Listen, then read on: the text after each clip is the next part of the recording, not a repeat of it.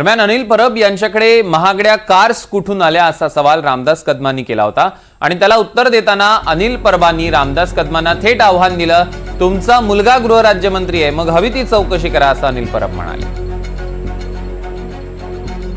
रामदास कदम यांची अक्कल किती आहे ती त्या दिवशी दिसली. त्यांनी जे शपथपत्र दिलं ते माझं इलेक्शनचं शपथपत्र होतं. आपण त्यांच्याकडनं त्याची कॉपी मागून घ्या.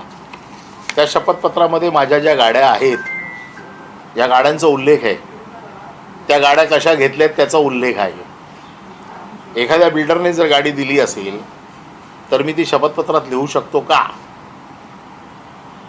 आणि जी शपथपत्रात गाडी, आणि माझं तर साधं मत आहे, सरकार त्यांचं आहे ना, त्यांचा मुलगा गृहराज्यमंत्री आहे ना, चौकशी करा ना माझ्याकडे गाड्या कुठून आल्या त्या. जर माझ्या गाड्या त्यांनी दाखवलेल्या आहेत 2 मर्सिडीज, होय 2 मर्सिडीज आहेत. माझा जो धंदा आहे ना, त्या धंद्याच्या जोरावरती मी काय करू शकतो हे माझी इन्कम टॅक्सने आत्ता चौकशी केलेली आहे. माझी ईडीने चौकशी केलेली आहे. ईडीच्या चौकशीत, इन्कम टॅक्सच्या चौकशीत रामदास कदम कोण आहे मला विचारणारा? मला विचारायचा अधिकार कोणाला आहे? इन्कम टॅक्सला आहे. मला विचारण्याचा अधिकार कोणाला आहे? ईडीला आहे.